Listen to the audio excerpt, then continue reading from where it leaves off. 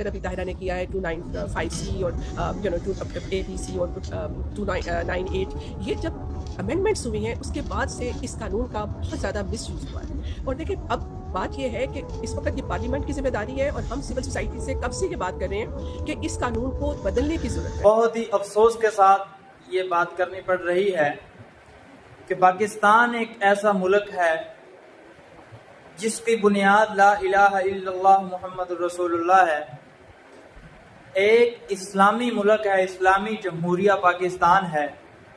और इस मुल्क के अंदर जब दिल चाहे, जिसका दिल चाहे, जो दिल चाहे आकर सोशल मीडिया पर बैठकर बकवास कर दे, प्रेस कॉन्फ्रेंस करे, उसमें बैठकर जो दिल चाहे जिसका वो बकवास कर दे।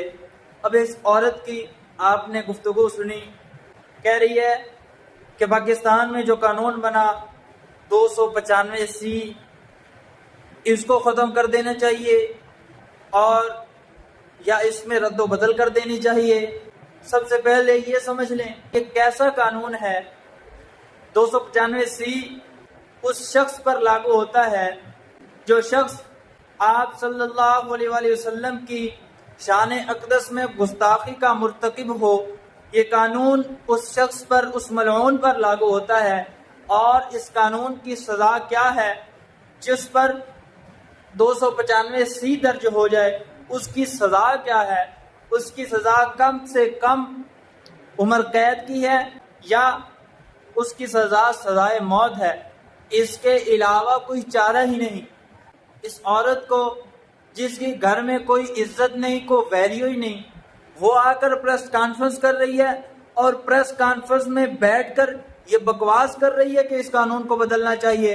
मैं अपने इदारों से मुखातिब होकर कहता हूँ, आप सब कुछ देख रहे हैं, एक औरत सरेआम बैठकर प्रेस कॉन्फ्रेंस कर रही है और मुसलमानों के जज्बात के साथ खेल रही है और खुलेआम ये बात कर रही है कि ये कानून बदलना चाहिए, इस कानून में रद्द बदल होनी चाहिए। सबसे पहले मैं अपने इदारों से गुजारिश करता हूँ, इस बात का नोटिस लिया जाए, इस मलूना को पटा डाला जाए, क्योंकि ये कानून, ये जो 295C कानून है, ये हमारी रेड लाइन है।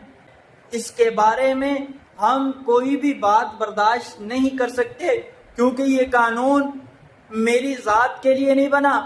ये कानून अल्लाह के नबी की नामूस की चौकीदारी के लिए बना है। जो मर्जी उठे, जिसका दिल करे आए, प्रेस कॉन्फ्रेंस करे, सोशल मीडिया पर आकर बकवास कर दे कि ये कानून में रद्द बदल कर देनी चाहिए, इस तरह कर देना चाहिए। सबसे पहले इदारे नोटिस ने इस बात का कि ये बात किसके बारे में कर रही।